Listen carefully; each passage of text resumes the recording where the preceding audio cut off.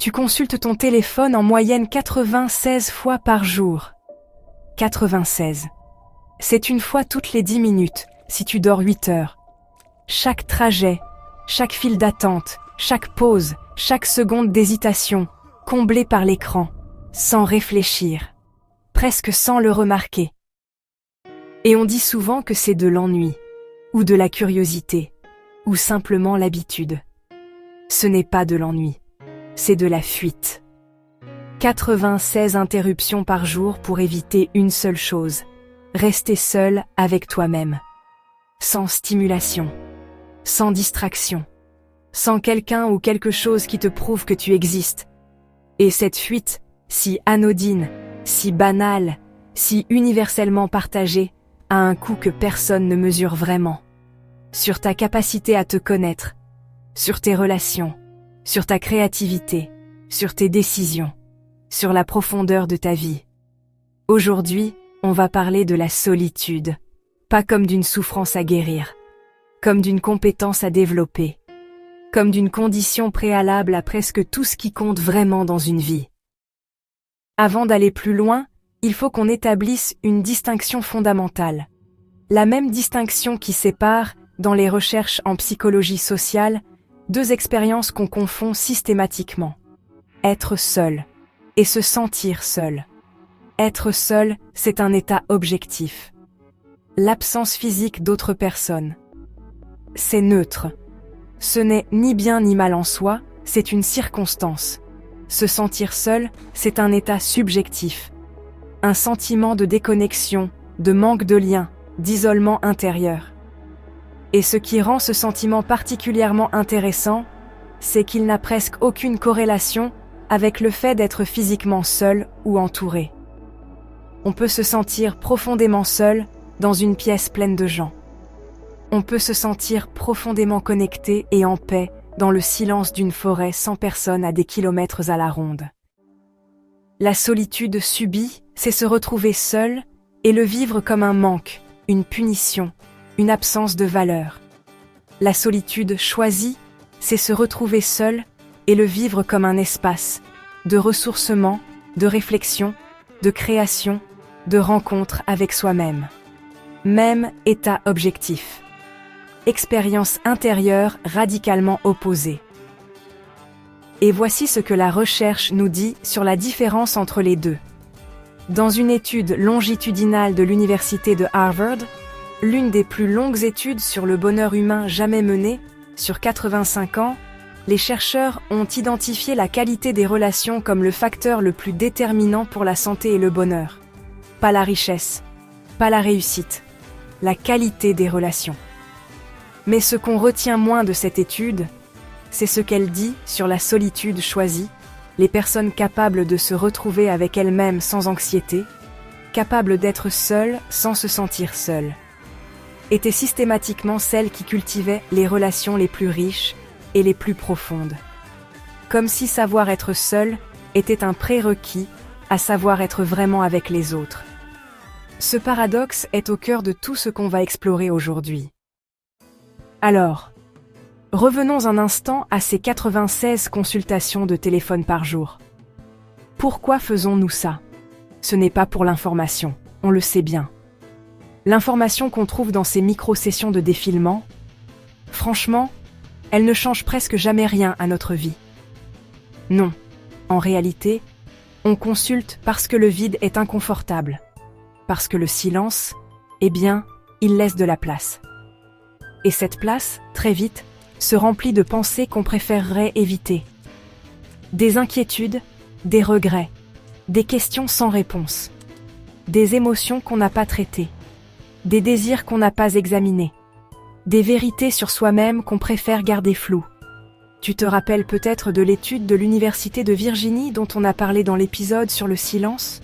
Une majorité de participants préféraient s'administrer de légères décharges électriques plutôt que de rester 15 minutes seuls avec leurs pensées, sans aucune stimulation extérieure.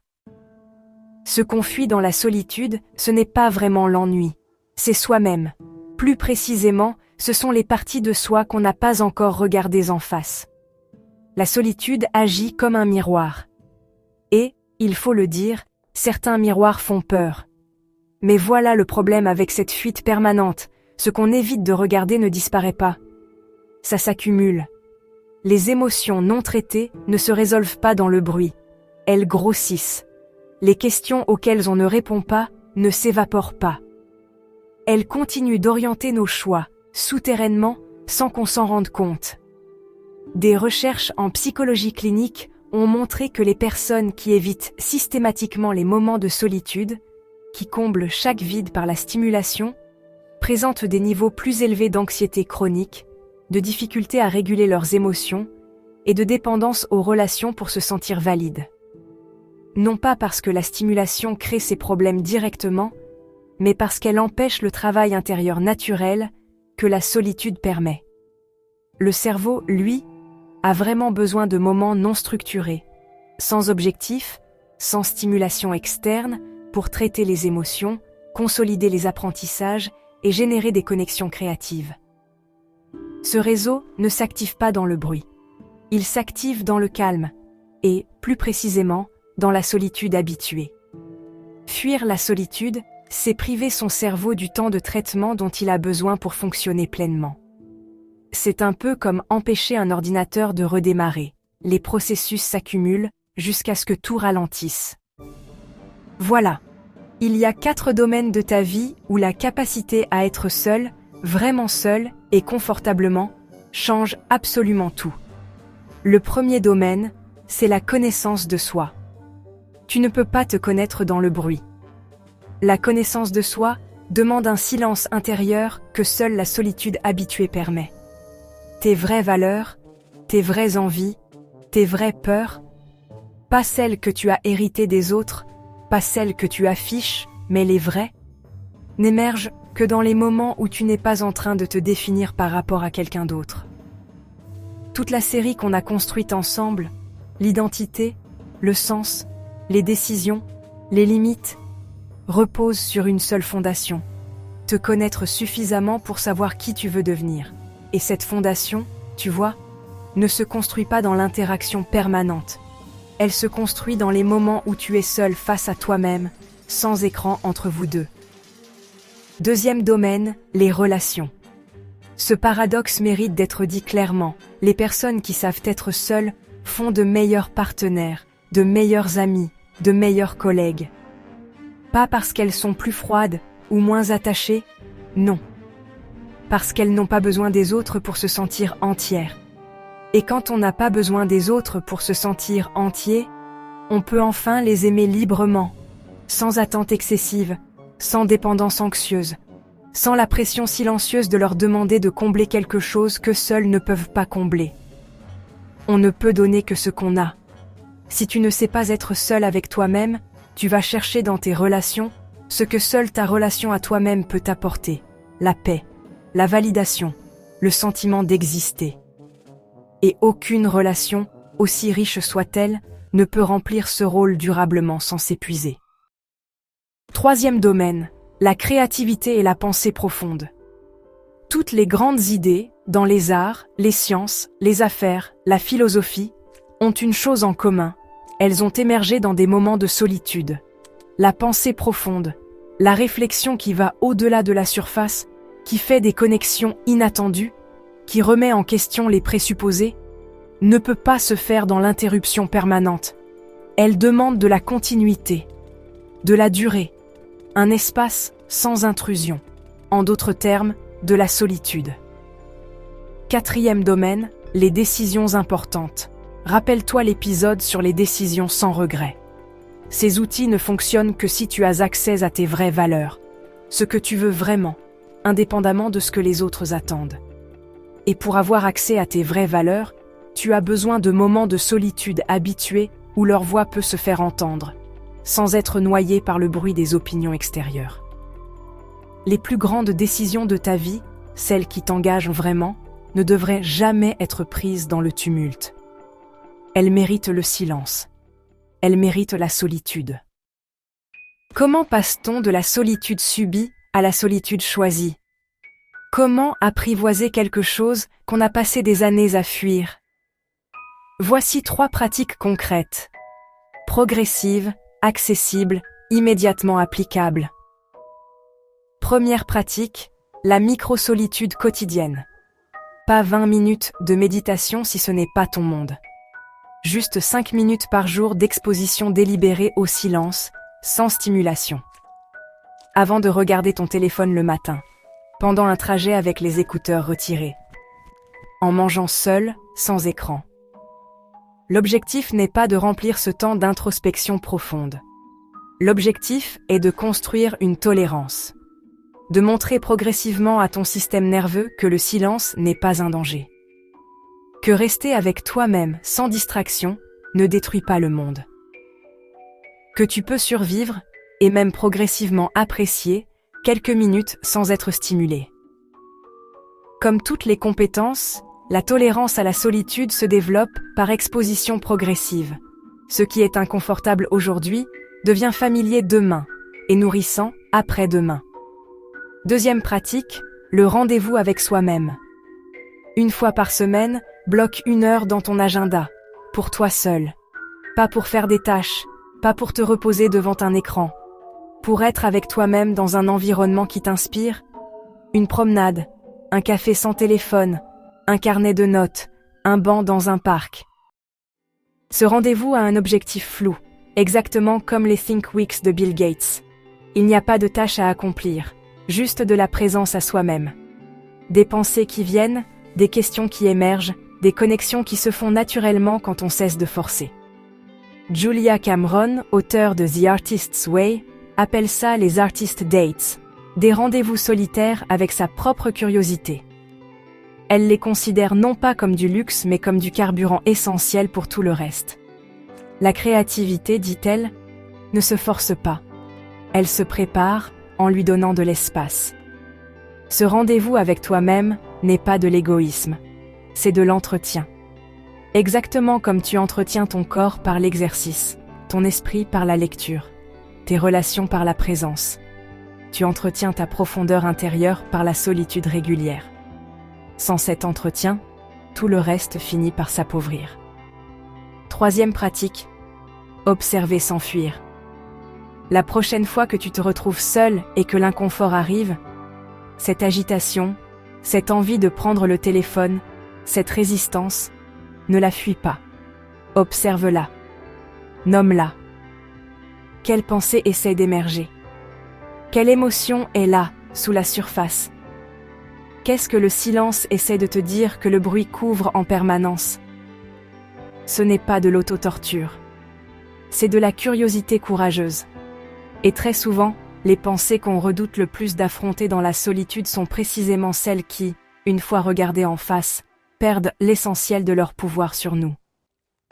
Il y a une phrase de Rainer Maria Rilke, poète autrichien du début du XXe siècle, qui m'accompagne depuis longtemps sur ce sujet. Dans ses lettres à un jeune poète, il écrit à un jeune homme qui souffre de sa solitude, et il lui dit quelque chose de magnifique.